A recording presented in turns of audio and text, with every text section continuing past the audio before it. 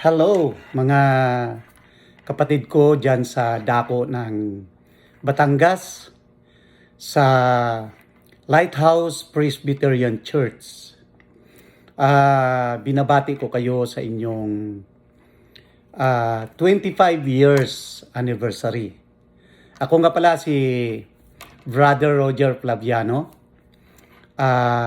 na isang naging manggagawa din dyan bago po ako pumunta dito sa Amerika.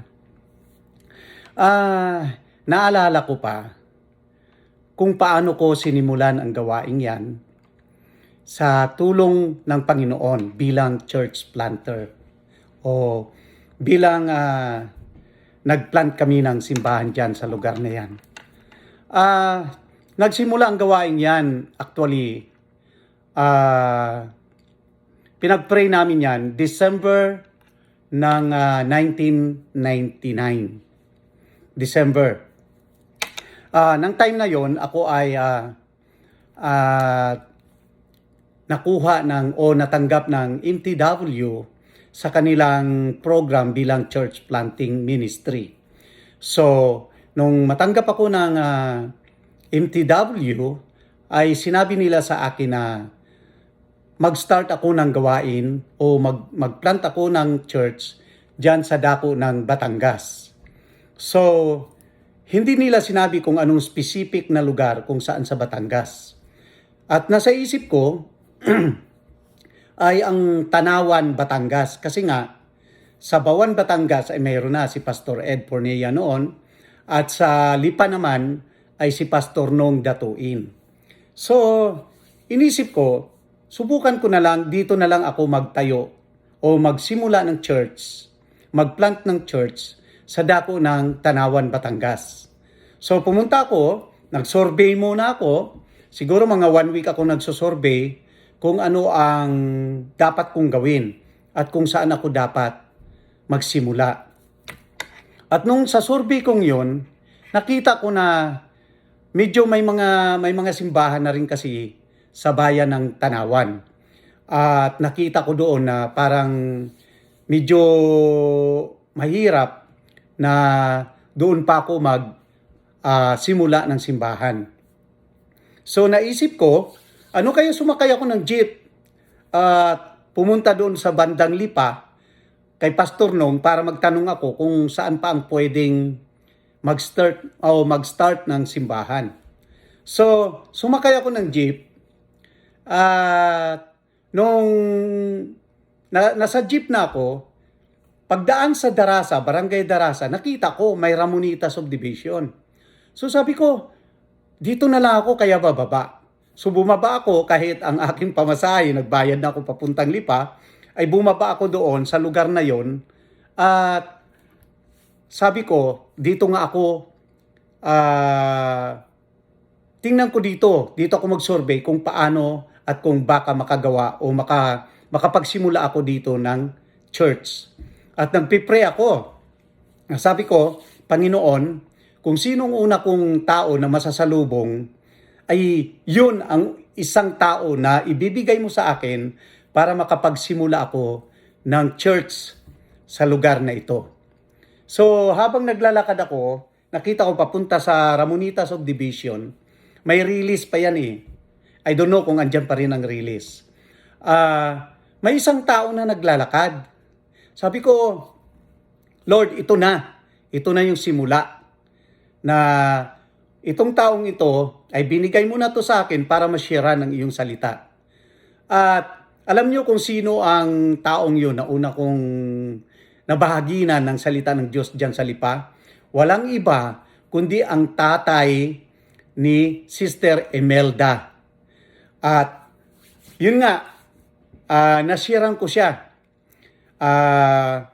Unang-una, binati ko siya, Tay, magandang umaga po. Sabi niya, magandang umaga naman. Ako po pala si Brother Roger, sabi kong ganon. At may ibibigay ako sa iyo. Sana tanggapin mo at huwag kang magalit sa akin. Sabi niya, wala namang problema yan. Ano bang ibibigay mo? So inabot ko yung tracts ng nakalagay doon ay salvation, ano? At sabi ko sa kanya, Tay, nais ko sanang magbahagi sa iyo ng salita ng Diyos patungkol kay Kristo, kung sino si Kristo, at ano ang mapupunta sa iyo kapag tinanggap mo si Kristo. At yun, sinimulan ko na mag-evangelize sa Kanya.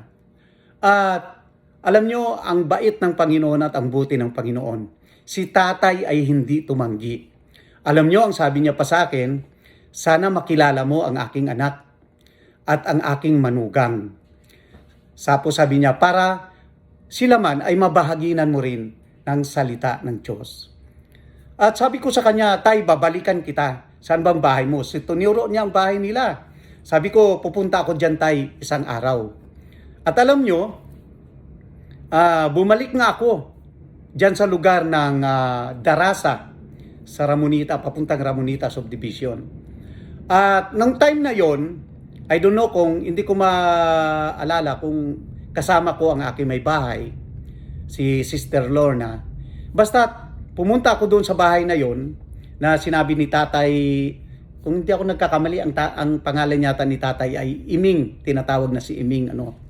So, naabutan ko nga doon si Brother Celso, o si Pastor Celso at si Sister Melda. At nasiran ko rin sila ng salita ng Diyos. At alam nyo, napakabuti ng Panginoon. Dahil si Brother Celso at si Sister Melda ay nataniman na maari ng salita ng Diyos at sila ay tumanggap din sa Panginoon. At yun nga, nagsimula na kami ng Bible study doon. At isang araw, pumunta rin ako doon sa may lugar dito kasi ang Ramonita, dito ay may papuntang Riles. So pumunta ako doon. At ang ano ko ay magbahagi din ng salita ng Diyos. At alam nyo, nakilala ko ang nanay, ang mga magulang ni Pastor Martin.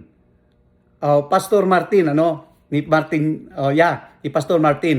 At binahaginan ko rin ang salita ng Diyos. At isang araw ay nakita ko rin yung si Pastor Martin at ang kanyang may bahay, si Sister Marivic, Jimera. At yun ay nabahaginan din namin ng salita ng Diyos. At tumanggap din sila sa Panginoon. Ang ganda ng pagtanggap nila sa Panginoon. At alam nyo, mula doon sa pagkakataong yun, ay nagkaroon pa kami ng mga gawain dyan sa may bandang Riles na nagkaroon kami ng feeding center nung time na yon.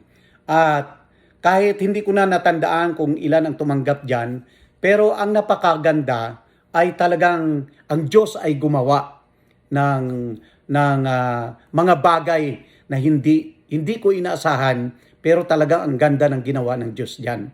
And then, pumasok na ako sa lugar ng Ramonita. Pagpasok ko sa Ramonita Subdivision, ang unang-una ko namang nasira ng salita ng Diyos ay ang pamilya ni Sister Doris Tixon at ang kanyang asawa na si Brother Jeremy. So, yon, tumanggap din sila sa Panginoon at lalo ring naging maayos yung aming mga Bible study at nagsimula na yung gawain sa dako ng Ramonita Subdivision diyan sa Batangas. At naalala ko pa na nung time na yon, ang sabi sa akin ng MTW ay kinakailangang mag-grand opening ako ng mag-grand opening ng simbahan namin after 6 months. So, sabi ko, alam ko nagagawa ang Diyos. At alam nyo ang ginawa ng Diyos? Nung mag-grand opening kami, eksakto sa sinabi ng MTW na 6 months, ang lago na ng gawain. Although na hindi ko na alam kung sino-sino yung mga iba, basta't ang natandaan ko talaga ay yung mga K-people dyan na ginamit ng Diyos. Si Pastor Celso, Sister Melda, si Pastor Martin, si Sister Marivic, and then yung sila Sister Doris, mayroon pa dyan sila Sister Sini, sila Nanay Lucy, sila Nanay Buding. Yun, nagsimula na kami ng gawain dyan. So, dyan nag-start ang gawain ng Lighthouse Presbyterian Church. At yun nga, sabi namin, ano bang dapat nating pangalan dito? At yun nga, naipangalan namin na Lighthouse Presbyterian Church. Napakaganda ng ginawa dyan ng Panginoon. Actually, sa maikli kong panahon na inilagi dyan sa lugar na yan, ay talagang kumilos ang Diyos sa gawain ng Panginoon. So, ano ba yung mga challenges? Yung mga naging challenge sa gawain yan ng Panginoon? Ano ba yung mga naging challenge sa akin sa lugar na yan? Alam nyo mga kapatid, sa pag-church planting ay marami talagang challenges. Unang-una, pupunta ka sa isang lugar na di mo kilala ang mga tao. Pangalawa, pupunta ka sa isang lugar na hindi mo alam ang background ng isang tao. Pangatlo, pupunta ka sa isang lugar na maging ang kanilang religious background ay hindi mo alam. Kaya sa isang church planter, kinakailangan na ikaw ay flexible. Flexible ka dapat sa ugali ng mga tao. Pangalawa, hindi ka pwedeng pumunta sa isang lugar na hindi ka punong-puno ng panalangin. Pangatlo, hindi ka rin pwedeng pumunta sa isang lugar na hindi ka kinakasihan ng banal na Espiritu Santo. Kasi napakahirap na gawain ang church planting. Lalong-lalo na kapag ikaw ay ginamit ng Diyos. Unang-una, kailangan din ang iyong marami kang baon na salita ng Diyos at marami kang baon na sagot sa kanilang mga tanong. Kailangan puspos ka ng panalangin, puspos ka ng pag-aaral ng salita ng Diyos, at yung sinasabi nga na dapat nakalubog ka o naka-immerse ka sa salita ng Diyos. Yung kumbaga sa ay lubog na lubog ka sa salita ng Diyos. Puspos ka ng salita ng Diyos. Kasi napakahirap ang gawain ng isang church planting o church planter. Kasi yan yung mga challenges. Kinakailangan marunong kang makipag-deal sa tao at marunong kang yung iyong approach sa kanila ay hindi nakakasakit ng kanilang damdamin. Yun ang mga challenges dyan eh. Pangalawa, yung kinakailangan, syempre, kailangan mo rin ng pinansyal ng pangangailangan, ng mga planning, kailangan pag hindi naging tama yung iyong plan A, ay kinakailangan mayroon ka ring plan B. So ganon. Yun ang mga challenges ng church planting. Kinakailangan lagi kang manalangin. Excuse me. Lagi kang nagbabasa ng salita ng Diyos at lagi kang handa sa kanilang mga tanong. Kasi alam nyo, sa pagiging church planting o planter namin ng aking may bahay, marami na kaming na-encounter. Marami na kaming na-encounter. Nariyan pa nga na naka-encounter kami ng mangkukulam. Mayroong naka-encounter kami na galit na galit sa amin. Wala naman kaming ginagawang masama. Mayroon namang bago ka palang pumasok sa kanila, sasabihin nila, ay, kami ay ganito. Hindi kayo welcome dito sa amin. Kasi ang religion namin ay ganito. Sarado na kami, kung saan kami dadapa, doon kami babangon. So yun yung mga challenges. Minsan, ang church planting o ang church planter, sa totoo lang mga kapatid, delikado din ang buhay. Alam nyo ba kung bakit? Kasi nga, may mga taong hindi natin kilala. May mga taong hindi natin alam. Kasi minsan, maraming nagagalit sa iyo eh. Minsan nga, kami noon sa Cavite, pagpupunta pa lang kami sa isang lugar para magbahagi ng salita ng Diyos, sasabihin kagad ng mga tao, ay, andyan na sila, praise the Lord. Ayan na yung mga praise the Lord. Mga ganun, Yun ang mga challenges ng isang church planting ministry. Kinakailangan, lagi kang handa. Kinakailangan, lagi kang puspos ng panalangin. Kinakailangan, lagi kang puspos ng banal na Espiritu Santo. At kinakailangan, lahat ng gagawin mo, kinakailangan ang Diyos ang siyang magagabay sa iyo. Mahirap ang gawain ng isang church planting o church planter ministry. Mahirap. Naranasan ko na yan. So ngayon, ang tanong ay, ano ba yung biggest blessings ng isang church planting ministry o sa pag-church planter? Ano ba yung mga blessings dito? Alam nyo mga kapatid, ang biggest blessings na natatanggap namin kapag kami ay nagtatayo o nagtatanim ng isang iglesia, ng isang simbahan sa isang lugar, alam nyo kung ano talagang the best o yung pinaka magandang blessings na aming natatanggap? Unang-una ay yung mga tao na binahagi na namin ng salita ng Diyos ay nagpapatuloy. Ang sarap noon.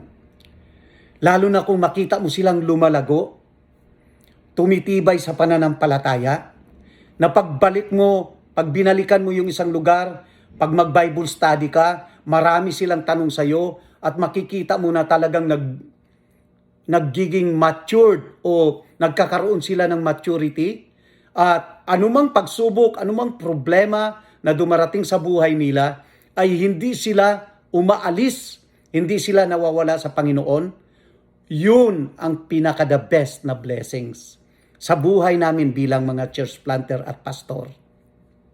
Alam nyo, nakakatuwa yun na kahit pagod na pagod ka, kahit nasa panganib ka lagi sa iyong paglilingkod sa Panginoon, at the end of the day, pag umuwi ka na sa bahay mo at matutulog ka na, at kapag inaalala mo yung mga taong ito na nabahaginan mo ng salita ng Diyos, na tumitibay, nagiging matured, nagiging maayos, at nababago ang buhay dahil sa salita ng Diyos, blessings yun.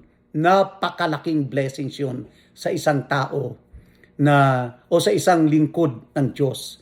Napakasaya ng lingkod ng Diyos pag nakikita niya na yung kanyang mga binahaginan ng salita ng Diyos ay lumalago, tumitibay, at patuloy na naglilingkod sa Diyos. At yan ay napatunayan ko.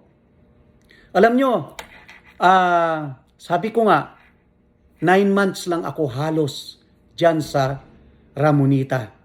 9 months lang ako na naglingkod dyan bilang church planter.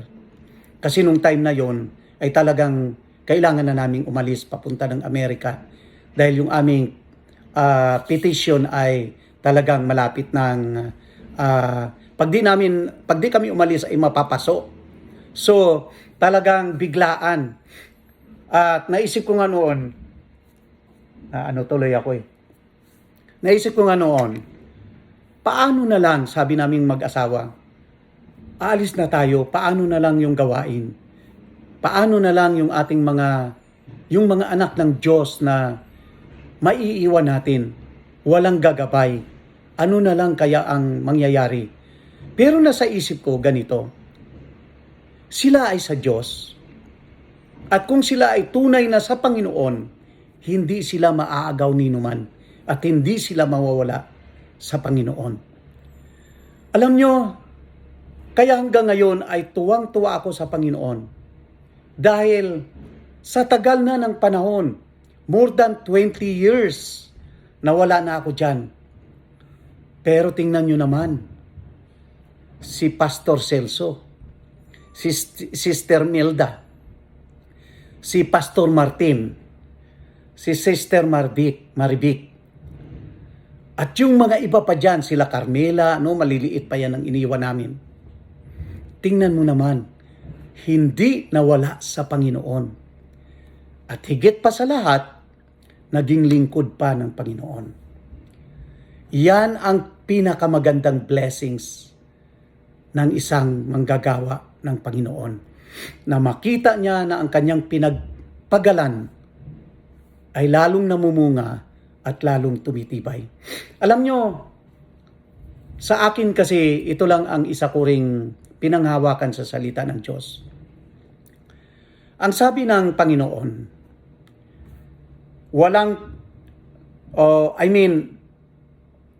Hindi ang nagtanim ay si Pablo, ang nagdilig ay si Pedro, pero hindi yan ang mahalaga.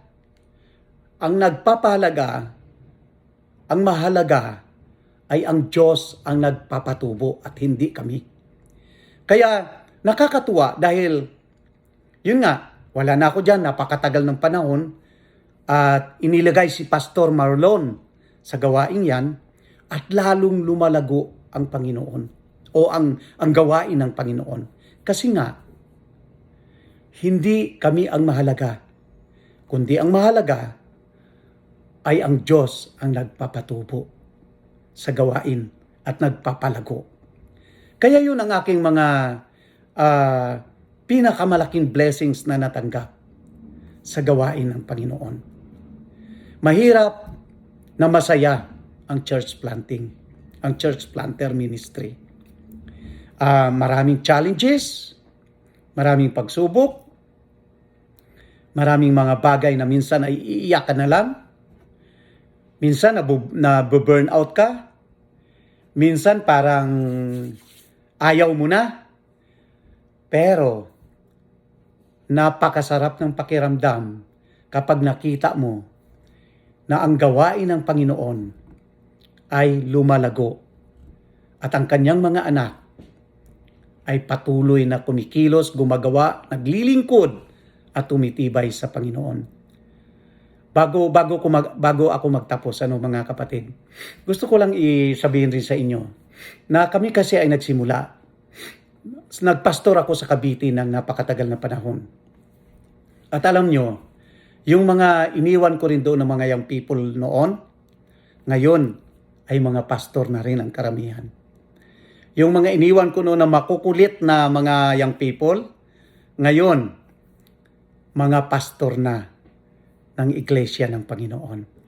Kaya huwag tayong magsawa na maglingkod sa Panginoon. Dahil ang sabi nga ng Panginoon, yung ating mga ginagawa, yung ating mga pinasimulan sa Panginoon, kapag sa Panginoon yan, ay hindi yan mawawalan ng kabuluhan. Ako at ang aking pamilya, in behalf ng aking asawa, ni Sister Lorna, ng aking mga anak, kami ay taus-puso na bubabati sa inyo ng happy 25th years anniversary sa Presbyterian o sa Lighthouse Presbyterian Church International. Nagagala kami at natutuwa higit sa lahat sa ginagawa ng Panginoon sa gawain ng Diyos. Purihin ang Panginoon. Salamat sa mga lingkod ng Panginoon na ginagamit sa inyong simbahan. Si Pastor Celso, Pastor Nick Martin, at si Pastor Marlon. Salamat sa Panginoon at nariyan ang mga manggagawang yan at patuloy na pinalalago, pinaunlad ang gawain ng Panginoon. Huwag po tayong magsawa sa paglilingkod sa Diyos sapagkat isang araw ay aanihin natin ang ating pinagpagalan. Salamat po sa Diyos. Magandang umaga po sa inyong lahat.